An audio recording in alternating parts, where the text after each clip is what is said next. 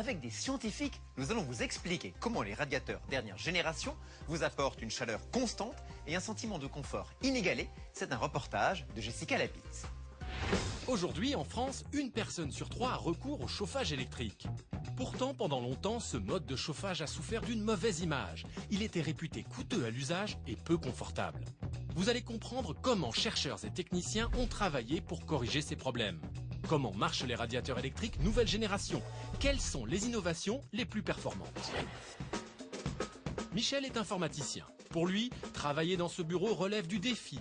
Équipé d'un simple convecteur, il n'arrive pas à se réchauffer. Alors en fait, j'ai froid aux pieds et j'ai froid aux mains. Voilà. Mais quand je touche le radiateur, il est brûlant. Nous avons demandé à Christophe Greenhill de faire le point sur son installation. Pour lui, ce type de radiateur crée des différences de température au sein de la pièce. Vous avez 25 degrés au niveau du plafond à peu près en demandant 20 degrés à votre convecteur et vous allez vous retrouver avec 18-19 degrés simplement au pied. Donc c'est pour cette raison en fait que vous vous retrouvez avec cet inconfort au niveau du chauffage tout simplement. D'accord. Pour comprendre pourquoi la chaleur se répartit de cette manière, direction le laboratoire d'une usine de radiateurs. Voici une cellule de mécanique des fluides. Difficile d'observer les déplacements d'air. Mais avec cette technique à base de laser et de particules, tout s'éclaire. On branche un convecteur classique et regardez, le résultat est éloquent. Donc l'air froid qui est situé près du socle est aspiré par le convecteur qui va le réchauffer à l'aide d'une résistance interne et il va ressortir en haut de l'appareil. C'est exactement le principe de la convection. L'air chaud, plus léger que l'air froid, s'élève et va stagner au plafond.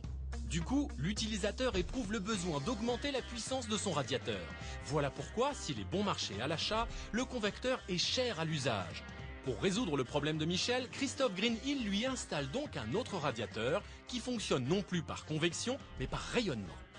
Vous allez avoir un élément chauffant sur le verre d'une épaisseur relativement importante sur ce modèle-là, qui va permettre le rayonnement de l'appareil sur l'ensemble de la pièce. Donc vous allez venir réchauffer entre autres le bâti de la pièce, et une fois que le bâti est à température, c'est l'ensemble de la pièce qui vous rayonne dessus, et c'est à ce moment-là que vous êtes dans le bien-être.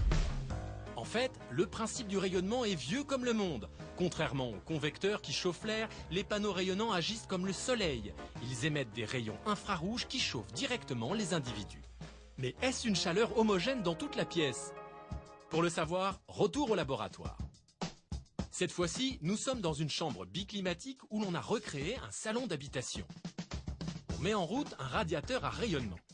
Et on place des thermomètres dans ces boules noires à différents endroits de la pièce. Et regardez, les courbes des thermomètres sont très rapprochées. Cela veut dire que du sol au plafond, on a une température homogène de 21 degrés.